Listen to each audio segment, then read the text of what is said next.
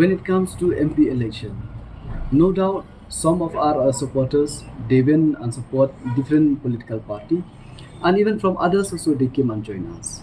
So that's why there where there is a vacancy, somebody came and fill it, and sometimes out of us they come out and then support the others.